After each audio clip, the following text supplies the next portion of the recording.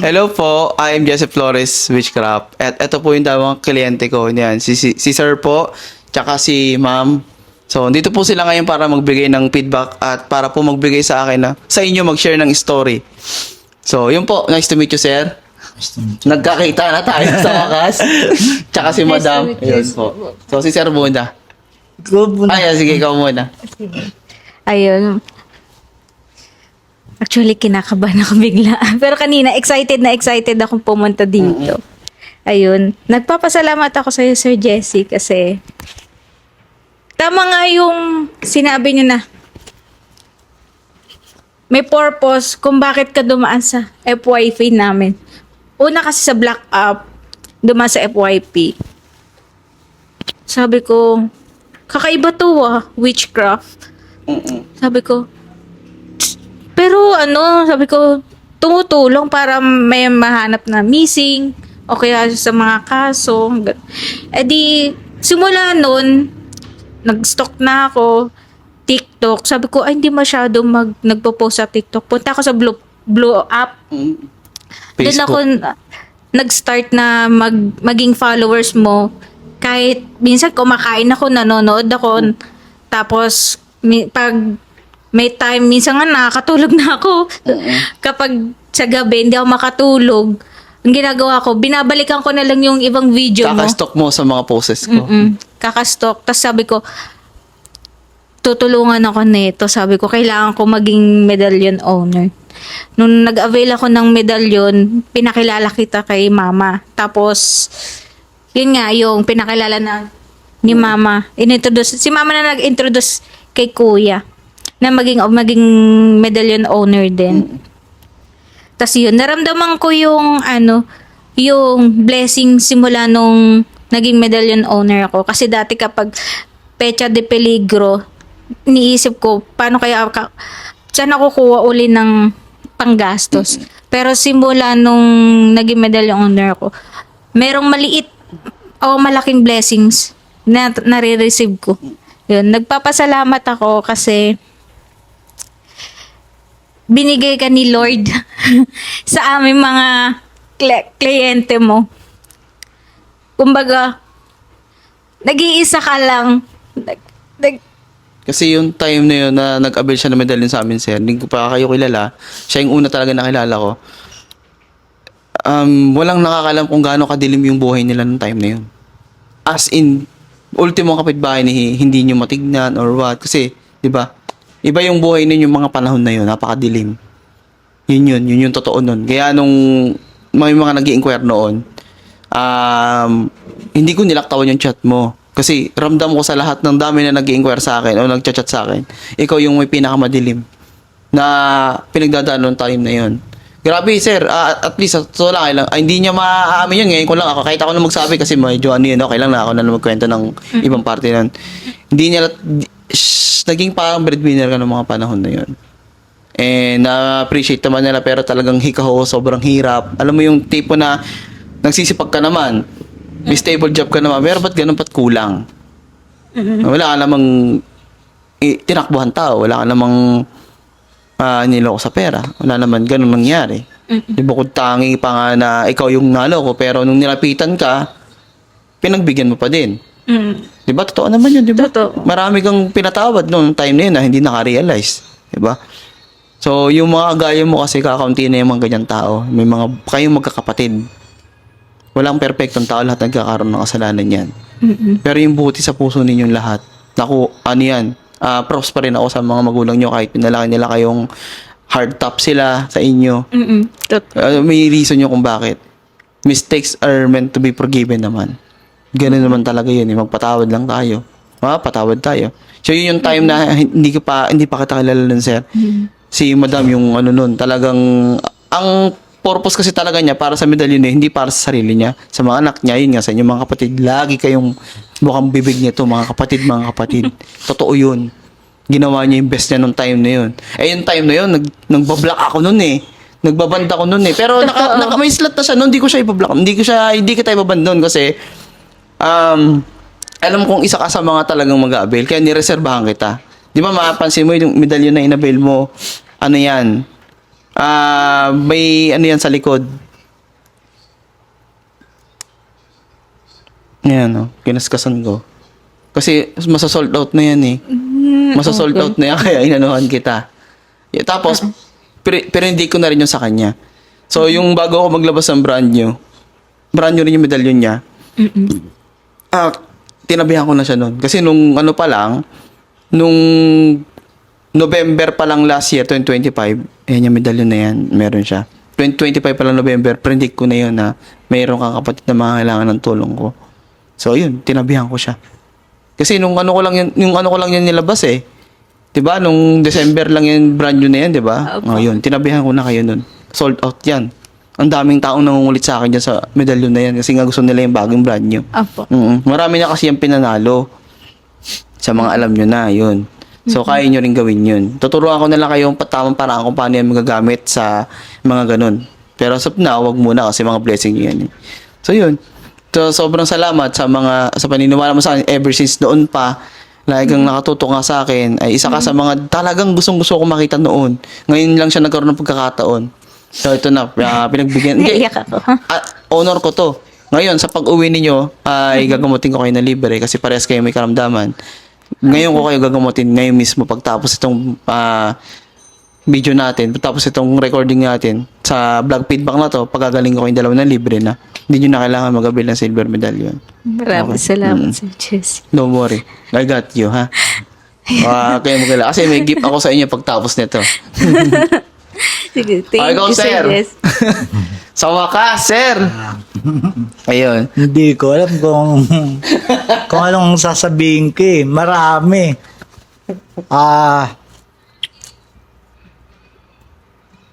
Unang-una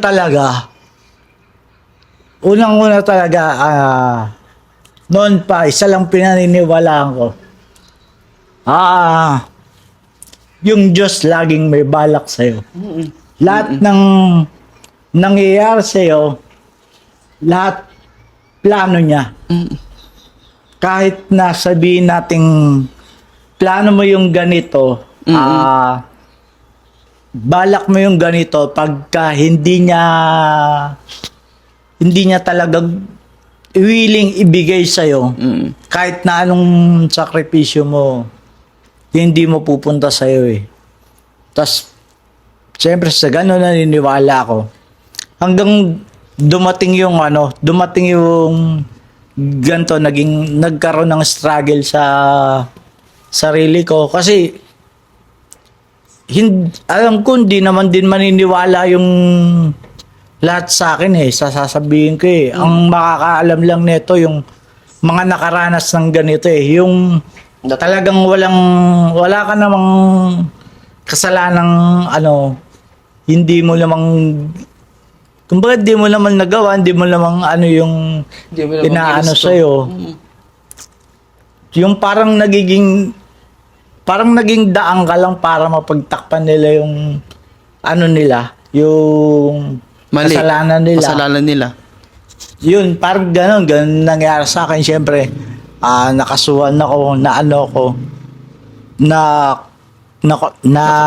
hanggang nakulong ako. Unang-una, bago ko makulong talaga, siyempre, hearing, tapos nagka-warrant. Nung nagka-warrant na, voluntary surrender ako. That's the end game. Talagang pumasok ka na nun. Na voluntary surrender, ganito, ganyan. Sige, okay, payag ako kasi naman, meron nga silang, kumbaga, sa mga nakakagawa ng kasalanan, nagkakaroon ng bargaining pagka Yes, oo.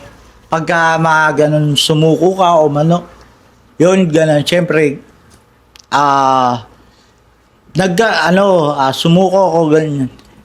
Medyo unang linggo, unang buwan, medyo syempre mahirap pero hindi katulad nung kasing hirap nung sa iba. Syempre, parang may bargaining kami, Pero talagang naniniwala ako, yung Diyos gumagalaw talaga sa mo eh.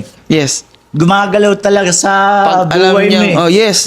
Kahit nasabihin yes. mong Totoo. yung tipong nandun ka sa Pinakamababa. ano eh, mahirap yung sitwasyon mo eh, pero bless ka pa rin. Yes. Kumbaga hindi ka niya pinababayaan. Kumbaga parang special, talagang makikita ko ano eh, may pagka-special sa mga ano sa akin eh. Kasi yung iba nandun sa selda, ganyan, Oo. dinadalaw, inaano. Tapos, siyempre ako medyo may pribileyo. Mm. Siyempre, ano ko eh, yung, kumbaga, nandun tayo sa loob, wala tayong ano eh. Connection Wala sa labas. tayong maasahan na Oo, tama. ano, sa pagkain, sa ano, kailangan siyempre, ano ka, yung Kikilos gagalaw.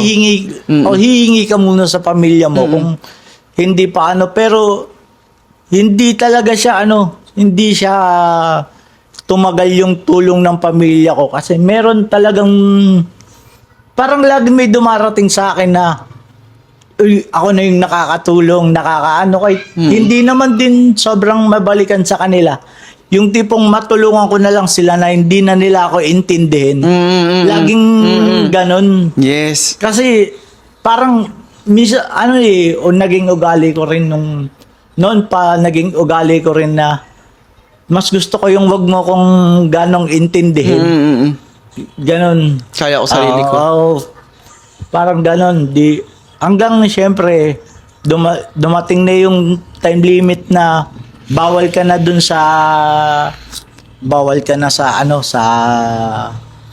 detention. Kailangan Sa loob ka na city jail talaga. ka na Oo. kasi nasa korte na nga yung kaso. Ayun, ganun din. Hindi ko rin talaga siya sobrang ano eh. Hindi ko siya sobrang ganong. Siyempre, iniisip ko mahirap pero hindi ko siya tinignan sa ganong sitwasyon Hindi na ka nagpatalo. mahirap. Kasi medyo kumilos ako. Tsaka tulong din ng Panginoon eh. Tsaka ano eh,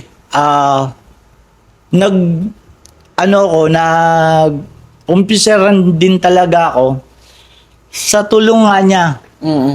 Siguro magdi-December o mag-aano yun. Pinaabutan niya ako ng pera sa mother ko, dumalaw mother ko. Tinabi ko yung pera, syempre naisip ko talaga noon pa. Kilala ko yung kapatid ko eh. Pagkagaling sa kanya talaga yung pera, swerte. Minsan talaga, syempre ako, lalaki ako, minsan pinansusugal ko talagang swerte. Talagang, yung pera naman niya, itinabi, hawak ko ng mga ilang araw o ilang linggo. Parang naisip ko subukan ko mag-business sa loob. Bumili ako ng simula, lutuan, tapos yan, may kumuha na akong taga-tinda. Siyempre, parang pinaiikot ko na yung, yung ayun, income. unti-unti nang pumapasok sa akin yung blessing na dati, siguro mga 1 month o 2 months na nandun ako sa loob na medyo, siyempre, lahat naman nakakaalam sa buhay na nasa loob. Pagka hindi ka dinalaw, Oo. wala kang pagkain. May pagkain ka pero Hanggang doon lang yun, sa provided lang. hindi mo pwede, makakain mo pero hindi talaga siya yung karapat-dapat na Tama. Pero yun, ganun. Hanggang 1 month, 2 months, o 3 months na akong nandun na. Hindi na nila ako ganong iniisip na hingi ako ng ganito, hingi ako ng ganyan, hingi ako ng ganito. Pero dati, siguro humingi ako pero napakadalang din. Dahil syempre alam ko yung buhay nila. Pero talagang sa akin, kahit nasa loob ako talagang kumilos yung kumilos yung Diyos. Ayun nga, hanggang nagtuloy-tuloy na yung yung ganda ng Takbo ng sistema dun. sistema ko dun. Ilang taon na akong lumipas. For almost how many years kang nandun?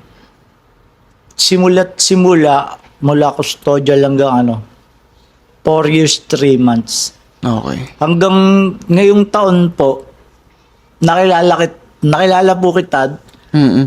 wala naman din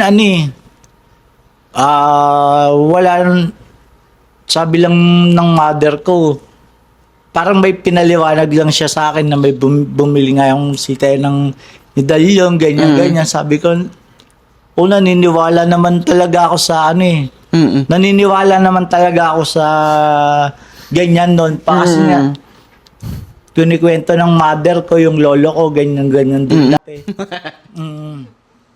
Ganyan din dati hanggang siyempre naniniwala ako, sabi ko sige, hindi ko na gaano siyang Hindi na mahabang kwento.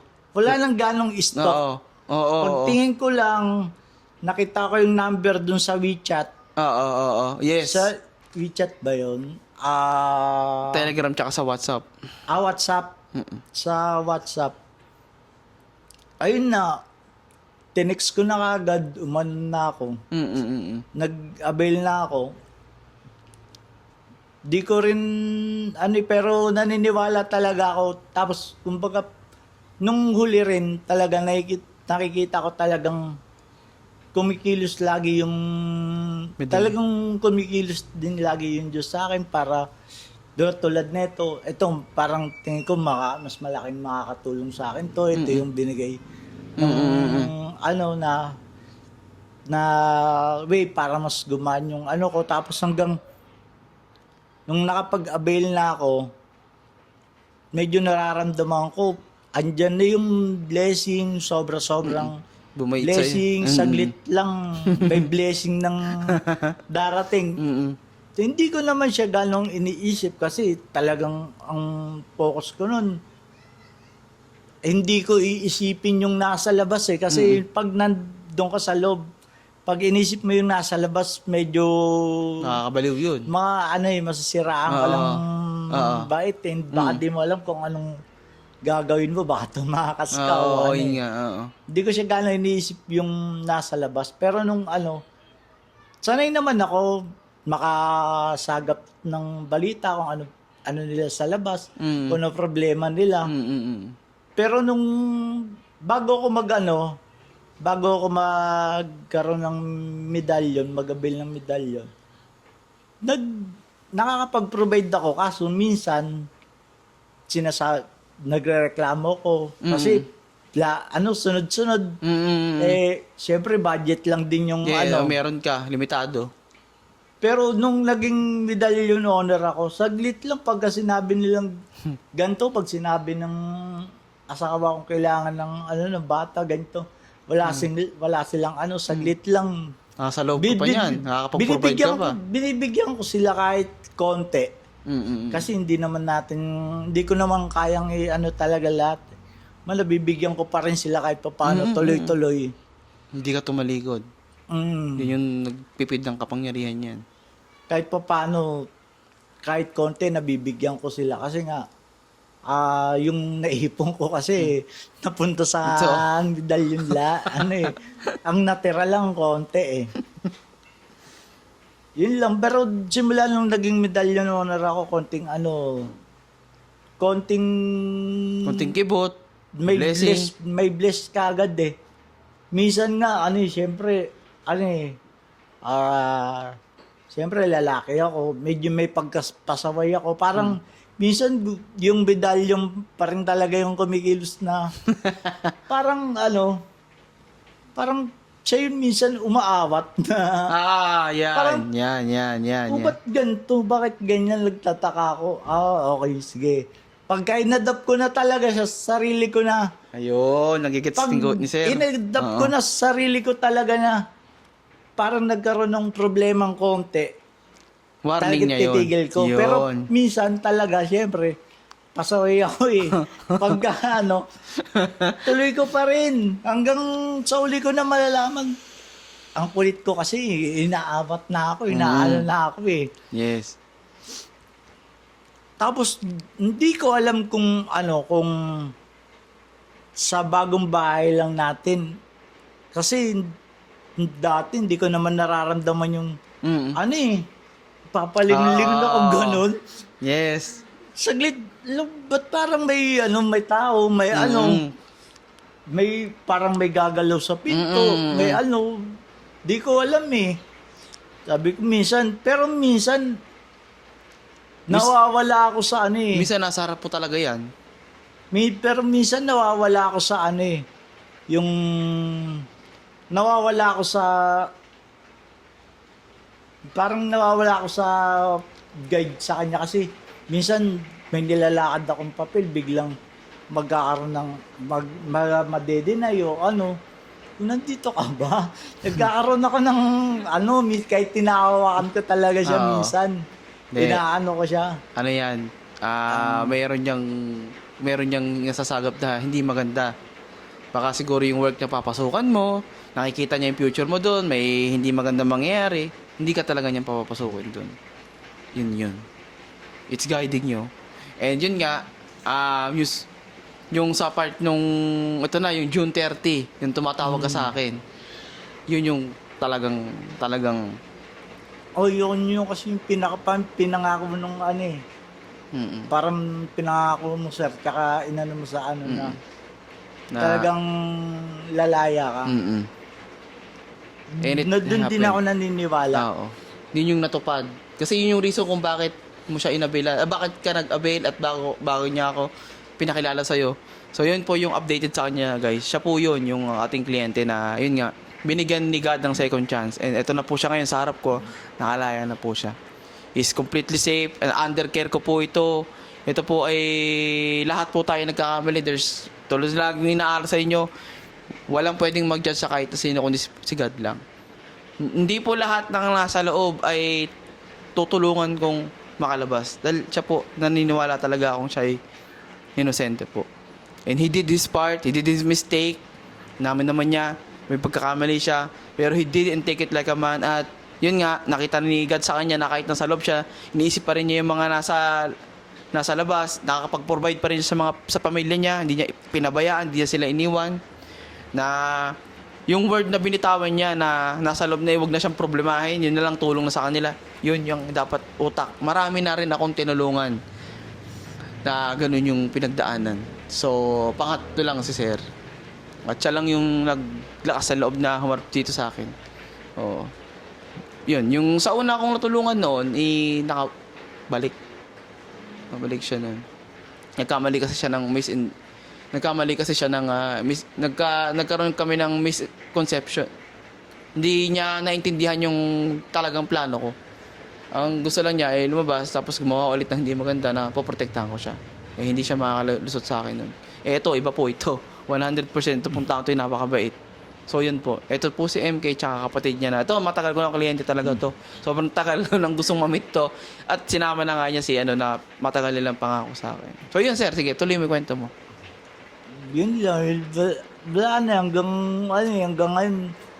Pero basta nararamdaman ko pa rin siya hanggang ngayon. Hindi yan mawawala. Yun yung mga shadows ninyo. Shadows lang ang tawag sa kanila, but they are basically angels. Yung mga nasa likod-likod nyo, na bigla na kayong mga ganon, yun. Pinapakita, diba yun naman na gusto natin, caring? Yun nila kayo kinecare. Pinaparamdam nila sa inyo na, may lakad ka ngayon, mag-ingat ka. May lakad ka ngayon, huwag ka mag-alala, may kasama ka. Ganun nila kayo paparamdam. Hindi naman yung tao na bigla kang tatapikin. Tatakot kayo nun. Pero may time na gumaganon sila. Pag alam nilang mayroong tatarantado sa inyo, bigla na lang magbabagsak ng kung ano yung mga yan. Totoo yun. May times na hinahanap niyo yung susi ng mga bahay ninyo, charger ninyo. Ayun, bigla kayong may basag na naman yung baso. O may oras, makikita nyo sa ibang bagay na ganyan. Tapos biglang may kakalampag. Wala namang hangin, yung pintuan, sasara, bubukas. Nandyan sila. Binabantayan nila kayo. Ibig sabihin nun, may paparating sa inyo na hindi maganda, ini-heads up nila kayo na okay na yung problema nyo. Hoy, okay na yung problema ninyo. May problema paparating yun. Gaya sila ganun, bigla. may kakalampagin sila, may mababasag. Parang may naririnig kang Yapang! kagaya kahapon. Ay, Monday yun. Natutulog ako. Narinig ko may sumabog. Napabaligwas ako. Sabi ko, ay, wala. Kaya yung big sabihin.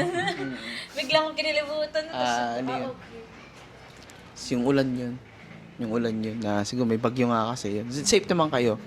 So yun, anong pwede nyong mabigay na bago tayo magtapos, ano yung lesson na pwede nyong maibigay sa mga makakapanood nito?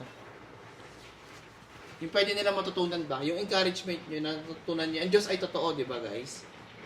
Maniwala sila. Maniwala kayo. Ayun. Totoo yung Diyos.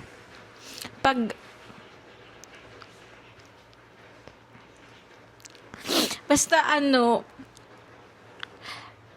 pagtiwala lang sa Panginoon na kahit nararamdaman mo parang down ka, meron at merong taong tutulong sa'yo o mag-guide sa'yo. Hindi naman sa lahat ng pagkakataon na hindi naman sa lahat ng pagkakataon na nandun ka lang sa baba. Na kaya mo ring magtagumpay o kahit ba onti-onti, kahit minsan nawawala ka sa landas na gusto mong patunguhan, pero dapat babalik at babalik ka kung saan talaga yung goal or yung ikakabuti mo, kung saan ka dapat gagawa ka ng mabuti. Kahit na yung tao na tinutulungan mo parang wala naman, pero alam mong gagawa ka ng tama, gagawin mo pa rin. Tsaka hindi ka dapat nakakalimot talaga sa Panginoon na humingi ng tulong. Yun lang. So, yun. Yun po yung kanilang mga salita. Yun, salamat sa panonood ninyo. Magkikita ko ulit kami dahil mayroon tayong meet up. Lahat kami dalhin on air. Magsipuntahan kayo lahat doon. Importante yun. At para sama-sama makita nyo rin yung may ibang kliyente. Ayan. So, yun. May mga libreng blessing din ako doon. Panigurado. At magpipreach ako syempre. Kasi yun na yung mission ko ngayon. Nagpipreach na kasi ako lagi. So, meron akong kliyente. Meron tayong kliyente na taga 1NCR at siya ay ministry. So, hawak din siya ng DepEd. So, yun. Sinusupport niya yung aking ministry. Na sa kanya yung idea na yun. Na willing siyang i-help ako yun. So, yun. Thank you, sir, sa Alam ko pa paano. Thank you po. Someday we will preach together. Yan. So, yun. Ito muna yung feedback natin ngayon. Yung nakaraang preach ko ay diba about sa forgiveness, about sa healing, and redemption. Pagbabago. Hindi yan pinagkakait ng Diyos. Pero binibigay niya yan sa mga sincere. Hindi niya yan ibibigay sa hindi naman sincere. Kasi ako, instrumento lang ako Yung pag-avail niya ng medalyon, yes, oo, reason kung ba't siya nakalaya. Pero hindi lang yun yung reason ba't siya nakalaya. Mabuti kasi siyang tao. Nag-evolve siya sa mabuting tao kahit nasa madilim siyang sitwasyon. At may mapagmahal sa pamilya. Mapagmahal pa rin sa pamilya niya. Yun yung reason. Paniniwala mo sa kanya. Kumikilala. So, yun, ha? Yun. So, hindi porket kumikilala tayo sa Diyos, i-ignore natin yung mga paths niya or instruments niya. Wala rin yan. He's giving us ways. So, may reason kung bakit nila ako nakilala.